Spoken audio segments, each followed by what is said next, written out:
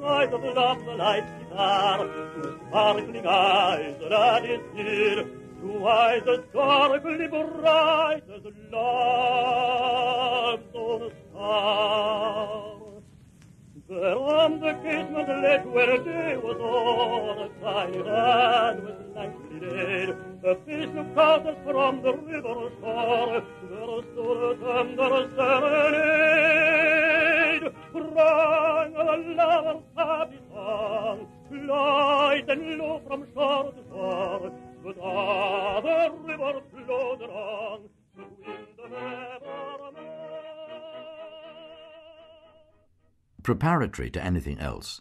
Mr. Bloom brushed off the greater bulk of the shavings and handed Stephen the hat and ash plant, and bucked him up generally in orthodox Samaritan fashion, which he very badly needed.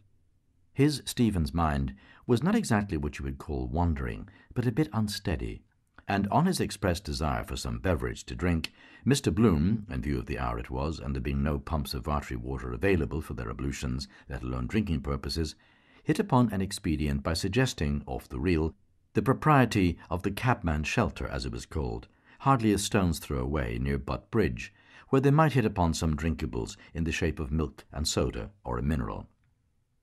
But how to get there was the rub. For the nonce he was rather nonplussed, but inasmuch as the duty plainly devolved upon him to take some measures on the subject, he pondered suitable ways and means, during which Stephen repeatedly yawned. So far as he could see, he was rather pale in the face, so that it occurred to him as highly advisable to get a conveyance of some description which would answer in their then condition, both of them being Ed, particularly Stephen, always assuming that there was such a thing to be found. Accordingly, after a few such preliminaries, as, in spite of his having forgotten to take up his rather soap-suddy handkerchief after it had done yeoman service in the shaving line, brushing, they both walked together along Beaver Street, or more properly Lane, as far as the farrier's and the distinctly fetid atmosphere of the livery stables at the corner of Montgomery Street, where they made tracks to the left, from thence debouching into Amiens Street, round by the corner of Dan Bergen's. But, as he confidently anticipated, there was not a sign of a Jehu plying for hire anywhere to be seen, except a four-wheeler, probably engaged by some fellows inside on the spree, outside the North Star Hotel, and there was no symptom of its budging a quarter of an inch when Mr. Bloom, who was anything but a professional whistler, endeavoured to hail it by emitting a kind of a whistle, holding his arms arched over his head twice. This was a quandary, but bringing common sense to bear on it, evidently there was nothing for it but put a good face on the matter and foot it, which they accordingly did. So, bevelling round by Mullet's and the Signal House, which they shortly reached, they proceeded perforce in the direction of Amiens Street railway terminus. Mr. Bloom being handicapped by the circumstance that one of the back buttons of his trousers had, to vary the time-honoured adage, gone the way of all buttons, though entering thoroughly into the spirit of the thing, he heroically made light of the mischance. So, as neither of them were particularly pressed for time, as it happened, and the temperature refreshing, since it cleared up after the recent visitation of Jupiter Pluvius, they dandered along past by where the empty vehicle was waiting, without a fare or a jarvey. As it so happened, a Dublin United Tramways Company sandstrewer happening to be returning, the elder man recounted to his companion, apropos of the incident, his own truly miraculous escape of some little while back. They passed the main entrance of the Great Northern Railway Station, the starting point for Belfast, where of course all traffic was suspended at that late hour,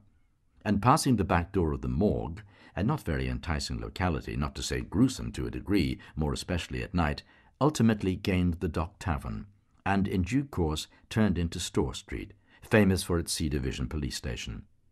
Between this point and the high, at present unlit warehouses of Beresford Place, Stephen thought to think of Ibsen, associated with Baird's the stonecutters in his mind, somehow in Talbot Place,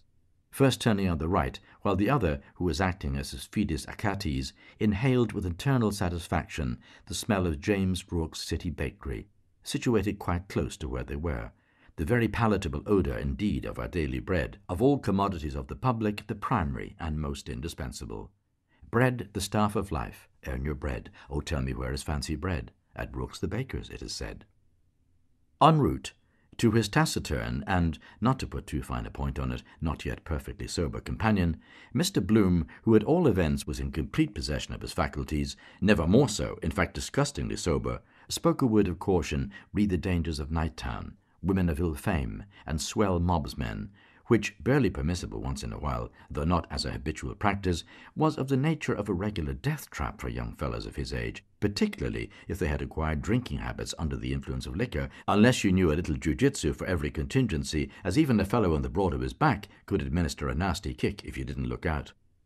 Highly providential was the appearance on the scene of Corny Kelleher, when Stephen was blissfully unconscious that, but for the man in the gap turning up at the 11th hour, the finis might have been that he might have been a candidate for the accident ward, or, failing that, the Bridewell, and an appearance in the court next day before Mr. Tobias, or, he being the solicitor, rather Old Wall, he meant to say, or Maloney, which simply spelt ruin for a chap when it got bruited about.